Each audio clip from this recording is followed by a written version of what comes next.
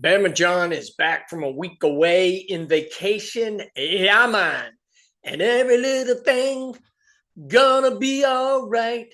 Bama is hot right now. They're on a 7-game winning streak, highlighted by Bama's double overtime win over Arkansas a week ago, and then going to LSU and winning, and then crushing Mississippi State at home as Alabama now is on a 7-game winning streak. Alabama has won the last 2 games without labaron Philon. Much kudos to Bama for getting 2 wins without Philon. Bama is now 21-7, 11-4 in the SEC with a 7-game SEC winning streak, and they are hot like jerk chicken that I had in Jamaica, man. At the right time, great wins for the Tide over the last 9 days as Alabama beats Arkansas in double overtime, then wins at LSU and caps it off with a blowout win at home over Mississippi State. Welcome to another episode of the Bamature Hour podcast. I'm Bama John. This is a reaction to Alabama's 7-game winning streak, the state of Alabama basketball right now, which is hot. Today is Thursday, February 26, 2026 in the year of our Lord. Thank you for tuning in. We now have over 8,900 subscribers to the YouTube channel, and we are growing. Yeah, man, headed to 10,000 plus. The Ides of March Madness is nearly upon us. Bama is playing for seeding and stacking wins. They are in a great position right now. The pivotal game in this 7-game winning streak is that double overtime win over Arkansas. But man, Bama is hot and they are cruising. And they are playing for seeding, and they are trying to get themselves in position for a great run in the NCAA tournament. Let's talk about that pivotal 7-game winning streak with the win over Arkansas, where Bama trailed by 10 at half and came back, took a 5-point lead before blowing the lead at the end of regulation, but they survived in overtime. And I'm going to talk about that win in detail at the end of the episode. But first, let's talk about the win at LSU, and then let's talk about the blowout win over Mississippi State to run this winning streak to 7 games. Let's put this winning streak in perspective first as I talk about all the games that Alabama's won in this winning streak, with just a quick note on the wins. After a blowout loss to Gainesville, to Florida in Gainesville, and Bama sitting at 4-4. Bama came back home.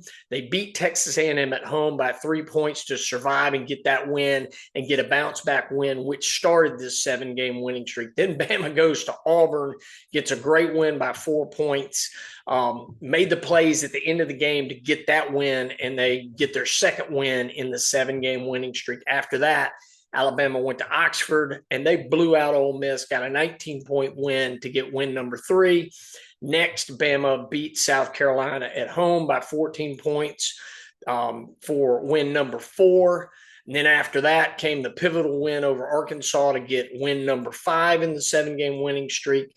Then on February 21st, 2026, number 25, Alabama beat LSU 90-83 in Baton Rouge, marking their 6th win in a row and their 6th win in the 7-game winning streak. That game was huge because after that tough double overtime win over Arkansas, Alabama could have been out of gas.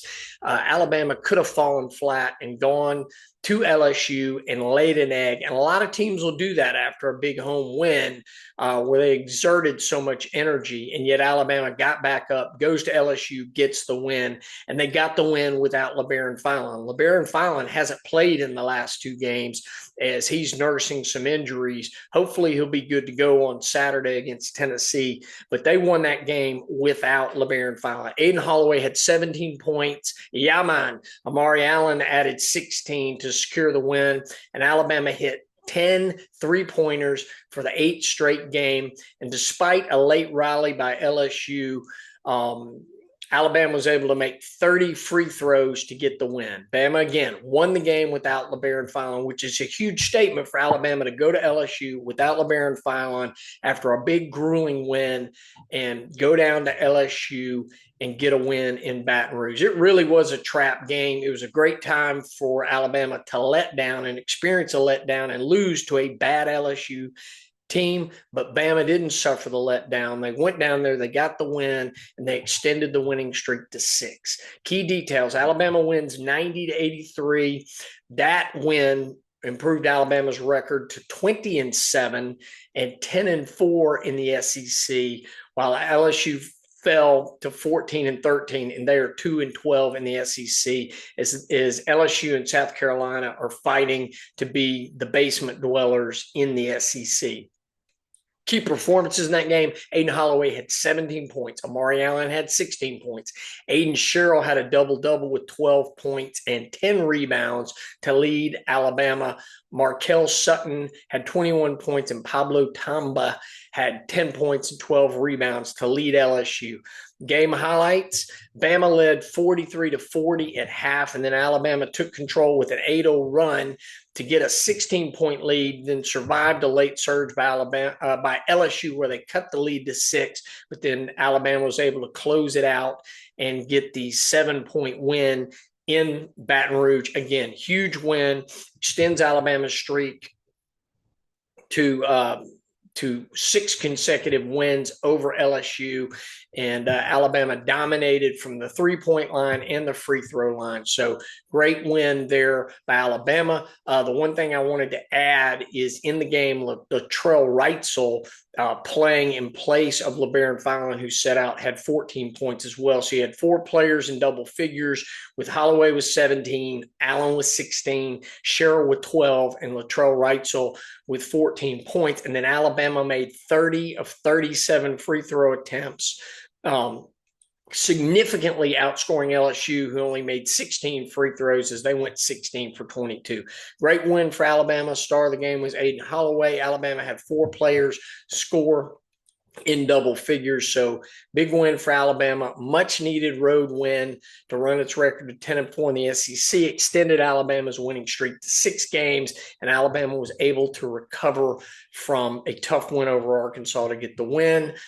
Then next, after that big win over LSU, Alabama came home, dominated Mississippi State to win by 25 points, 100-75 on Wednesday, February 25th in Coleman Coliseum in Tuscaloosa. Despite playing again without labaron Philon, Alabama gets the win streak and gets that up to 7, and they secured their 10th consecutive home victory over the Bulldogs.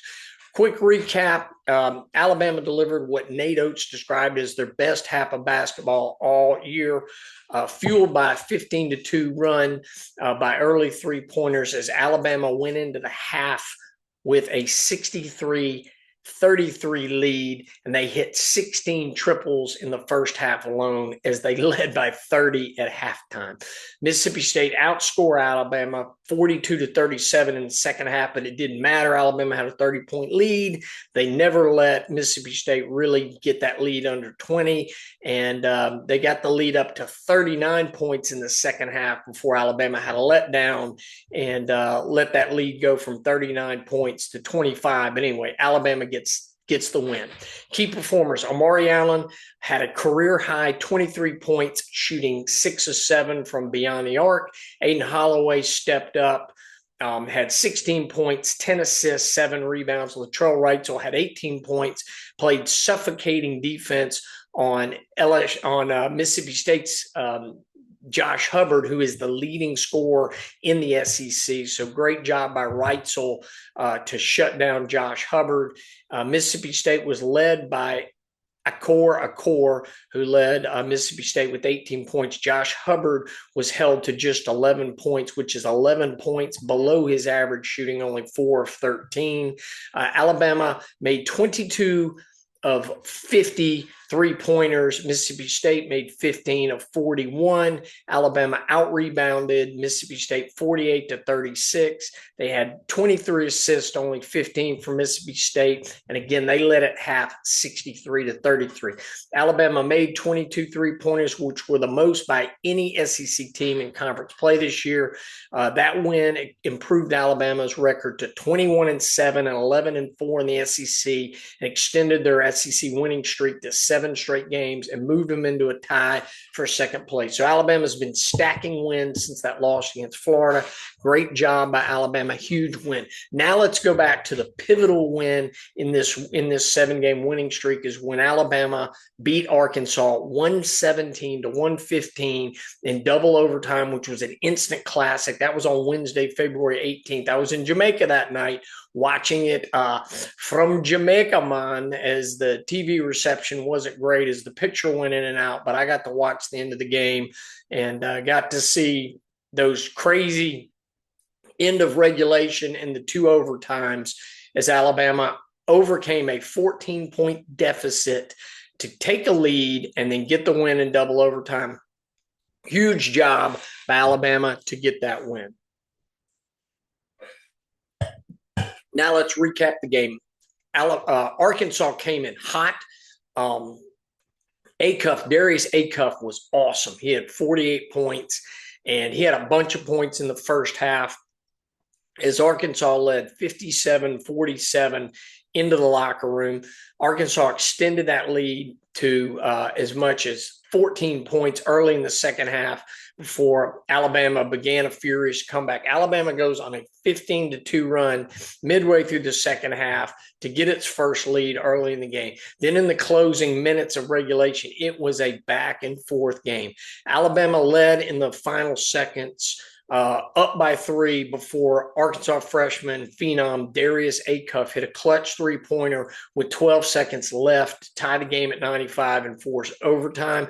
In the first overtime, Arkansas initially took a 5-point lead. I really thought Alabama was done, but Amari Allen comes down, hits 2 free throws with 54 seconds left to tie the game at 105. So then we go to a second overtime with 51 seconds remaining in the game. Houston Millett drained a decisive 3 to give Alabama a 117-113 lead. Arkansas missed a potential game-tying dunk and a jumper in the final seconds, allowing Alabama to escape with the win.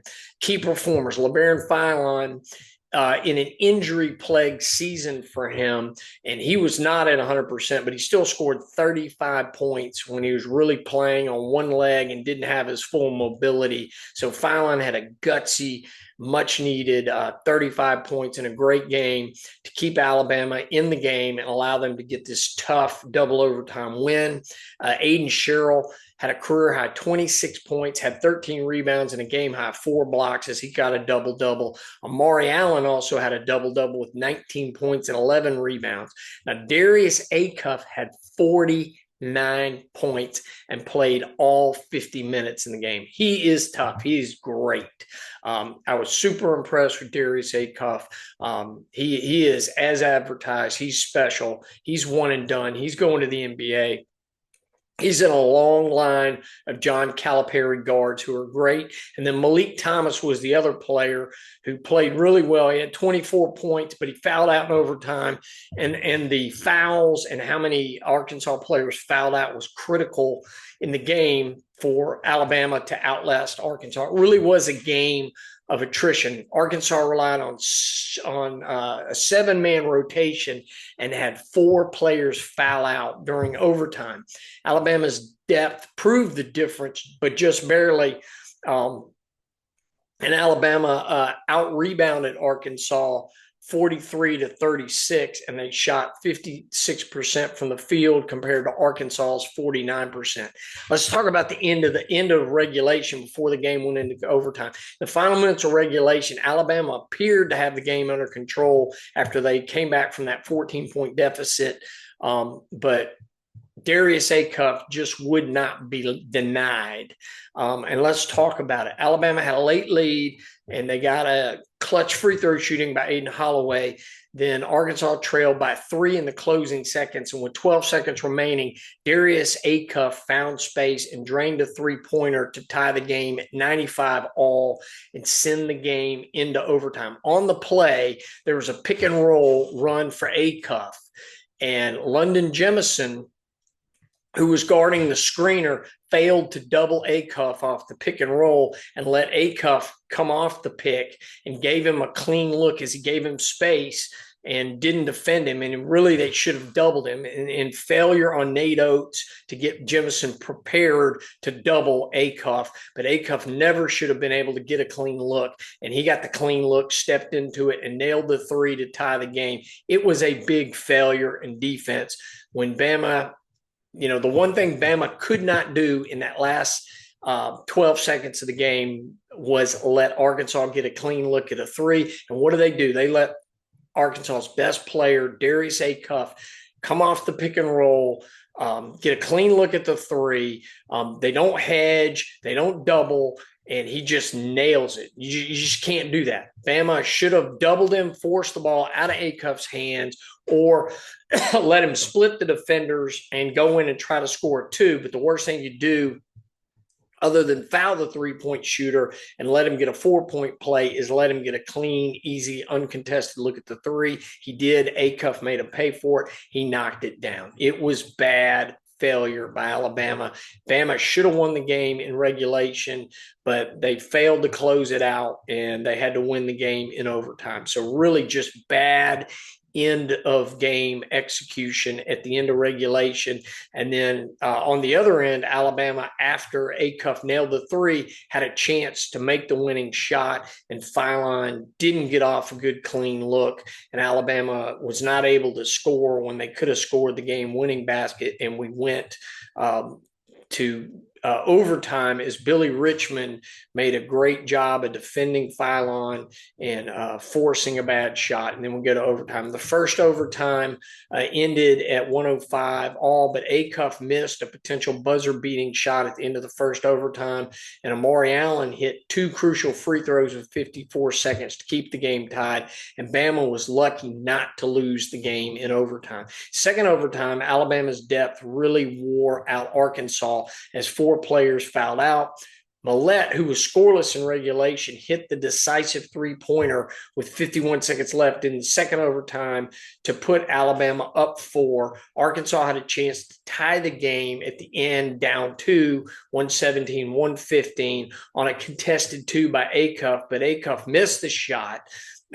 Arkansas then goes up. A rebounder comes in and goes for a putback on the missed shot, but he missed a dunk at the buzzer as he wasn't able to put it through, but he certainly had a chance to do it. I really couldn't believe that he missed the putback, and Alabama was able to escape with the win in the second overtime and avoid playing a third overtime.